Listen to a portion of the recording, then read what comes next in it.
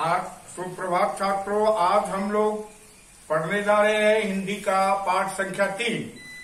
इससे पहले 1 और 2 पाठ का आप लोगों में से बहुत छात्रों ने उत्तर बनाया था। जो बच गए हैं वो भी बना लें, क्योंकि फिर इसके बाद आपको मौका ही नहीं मिलेगा। तो आइए बिना समय गवाए पाठ संख्या 3। पाठ संख्या 3 में आप देख रहे हैं कि एक पाठ है नीलू। नीलू कोई सामान्य पाठ नहीं है। विश्व साहित्य में इस पाठ का आदर किया जाता है और यह पाठ की विधा है आपको चलचित्र यानी कि रेखाचित्र अर्थात संस्मरण। संस्मरण ये महादेवी वर्मा जी का संस्मरण है। महादेवी वर्मा छायावाद की सुप्रसिद्ध कवयित्री रही है और इनके रेखाचित्र के ग्रंथ का नाम है अतीत के चलचित्र। अतीत के चलचित्र में ढेर सारे जानवरों पर जिसे लेखिका ने पाला था उसका इन्होंने उल्लेख किया है। यहाँ आप नीलू जो पढ़ेंगे, इन्होंने एक कुत्ता पाला था, उसी के बारे में इन्होंने बताया है। नीलू की कथा से पहले लेखिका उसकी माँ की कथा कहना चाह रही है। माँ के ही साथ संबंध हो जाता है इस नीलू का। उसकी माँ का नाम लूसी था। क्या नाम था? लूसी। वह एक अल्सेशियन जाति की थी। आप लोगों के भाषा में कहे तो अल्सेशियन डॉग थी लूसी एक बहुत ही फुर्तीली कुतिया थी, जिस पर भूरे पीले रोम थे और उनकी आंखें काली और छोटी थी। उसमें कई राजसी विशेषताएं पाई जाती थी। क्या राजसी विशेषता थी? राजसी विशेषता का मतलब राजा के समान विशेषता वाली वह थी। तो भूरे पीले रोम, अत्यंत बुद्धिमानी, छोटी आंखें, खड़े कान जो हमेशा चौकन्ने रहते थे, सघन रोएदार, पिछले पैरों के टखने को छूने वाली पूंछ, ये विशेषता जो है उसमें राजसीपन की झलक दिखाई देती थी। वह लूसी जो थी बहुत ही मदद करती थी पहाड़ी लोगों की। लेखिका ने इसे पाला हुआ था। पहाड़ियों के बीच में से एक रास्ता था जहां से जाकर के लोग सामान लाते थे, लेकिन जब बर्फ गिर जाती थी तो वह रास्ता पूरी तरह बंद हो जाता था। तब यह लूसी ही एकमात्र ऐसी साधन थी जो लोगों के सामान को ले आती थी बाजार से। उस पहाड़ियों के बीच से जो रास्ता था उसके बगल में उत्तर में एक छोटा सा बाजार था, वहीं जरूरत के सामान मिलते थे। जब रास्ता बर्फ से ढक जाता था तो लोग आ जा नहीं पाते थे, तो लोग क्या करते थे कि लूसी के गले में सामान का लिस्ट और पैसे और थैला टांग दिया जाता था और लूसी उसे लेकर के दुकानदार के पास जाती थी। दुकानदार उसे पर्चे को पढ़कर सामान दे देता था, पैसा ले लेता था और फिर उसके गले में बांध देता था या पीठ पर बांध देता था और लूसी घर पहुंचा आती थी। तो ये लूसी का कार्य था। संयोग से एक दिन किसी पर्यटक गाड़ी से एक भूटिया कुत्ता उतरा। भूटिया कुत्ता के उतरने के बाद उसकी दोस्ती लूसी के साथ हो गई। इसी भूटिया कुत्ते और लूसी का परिणाम था नीलू। उन्हीं सर्दियों में लूसी ने 2 बच्चों को जन्म दिया था। एक तो अत्यंत ठंड के कारण मर गया और दूसरा तो जिसके बारे में आप पढ़ेंगे। अब देखिए लूसी का अंत। लूसी एक शाम के झुटपटे में लूसी निकली तो फिर लौट कर नहीं आई। ठंड अधिक था। अधिक ठंड होने के कारण क्या होता है कि कुत्ते की सूंघने की क्षमता कम हो जाती है।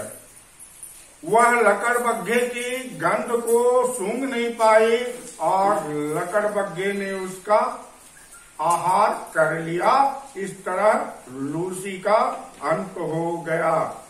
लूसी के लिए सभी लोग रोए क्योंकि लूसी सभी की मदद करती थी, लेकिन ये छोटा सा बच्चा जो उसको जन्मा हुआ था वह नहीं जानता था कि मेरी माँ कहाँ गई, और वह इतना नाजुक बच्चा था कि उसे कुछ पता नहीं था।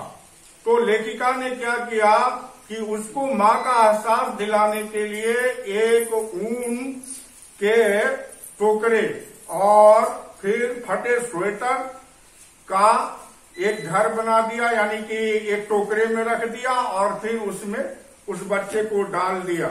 वह बच्चा जब दूध के लिए चीखता था तो वो दूध की गोली से दूध बना करके लेखिका उसे पिलाती थी। बड़े होने पर इसके रोए के भूरे, पीले और काले रंगों की छाप इसके चेहरे पर दिखाई दे रही थी। यह एक विशेष प्रकार का धूप छाई रंग उपस्थित करता था। धूप पड़ने पर यह ऐसा लगता था कि एक तरफ धूप है, एक तरफ छाया है। इनकी रोए की कुछ खास विशेषता थी। दूसरे कुत्ते की बनिस्पत इसके सिर से बड़ा इसका सिर बड़ा और चौड़ा था और यह लंबा भी ज्यादा था। कदकाठी में सुडौल था और काली कोर वाली आंखें शहद के रंग के समान दिखाई देता था, जो कि धूप पड़ने पर और सुनहरा हो जाता था। तो इस तरह से इस कुत्ते की आकृति काफी सुंदर थी। लेखिका कहती है यहाँ कि मैंने अनेक बार कुत्ते पाले, लेकिन सभी कुत्तों में एक दीनता होती है। दीनता मतलब कुत्ते आपको देखेंगे, मालिक को देखेगा तो पूंछ हिलाता है, लेकिन यह जो कुत्ता था जिसका नाम लेखिका ने नीलू रखा था, इसमें एक प्रकार का गौरव था और वह अकड़ वाला कुत्ता था। कोई उसके सामने यदि भोजन फेंक देता था तो वह उसे ग्रहण नहीं करता था। जब तक कि उसे प्रेम से कोई खाना नहीं देता था तब तक वह भोजन स्वीकार नहीं करता था, और कोई डांट देता था तो यह कुत्ता उससे रूठ जाता था, बिना मनाए वह नहीं मानता था। लेखिका के बरामदे में वह 12 वर्षों से रह रहा था।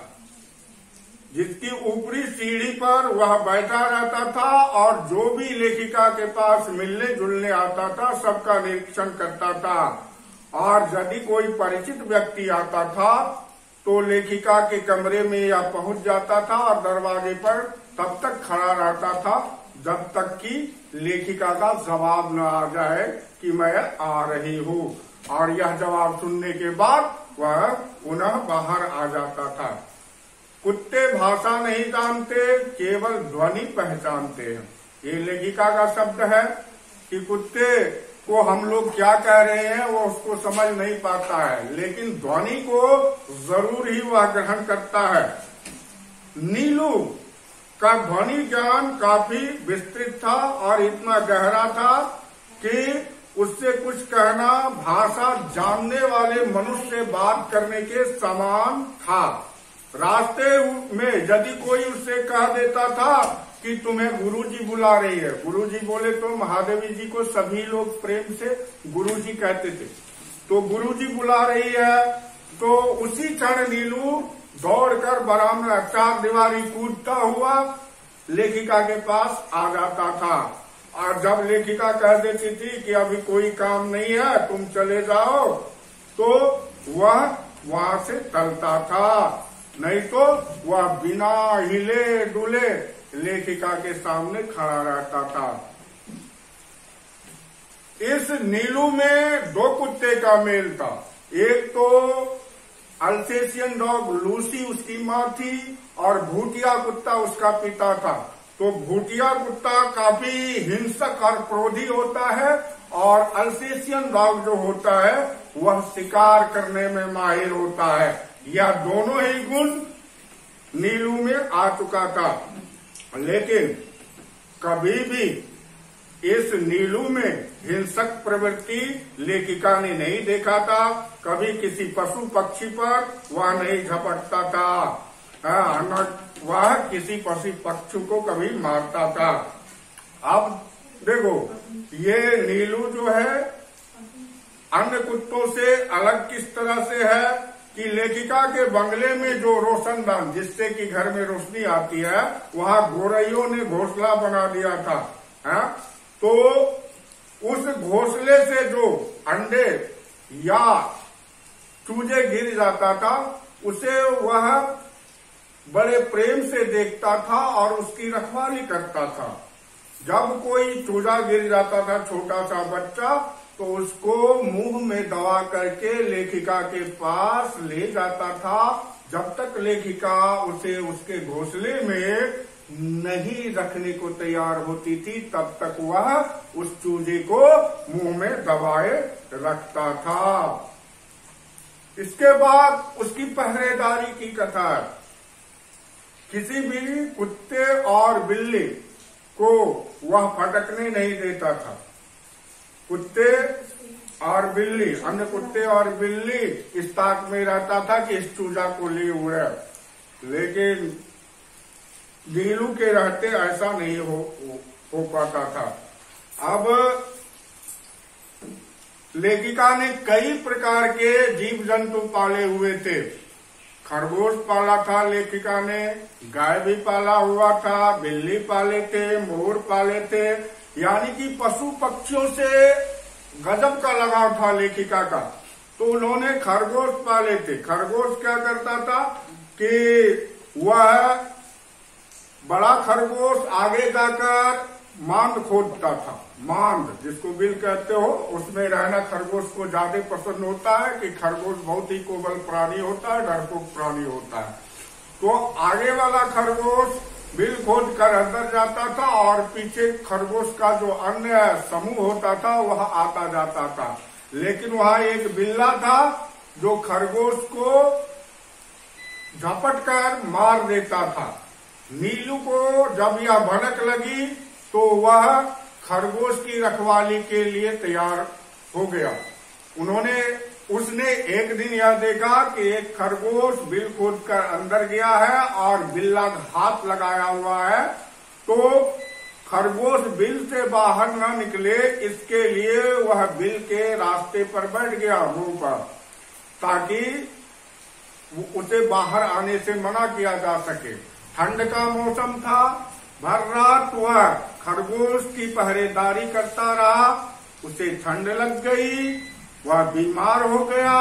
लेखिका ने उसकी काफी दवा दारू की, उसे इंजेक्शन लगाया गया, कई तरह से उसकी सेवा शुश्रूषा की गई, लेकिन नीलू बच नहीं पाया। सर्दी लगने से उसको न्यूमोनिया हो गया था और इस तरह से उसका अंत हो गया था।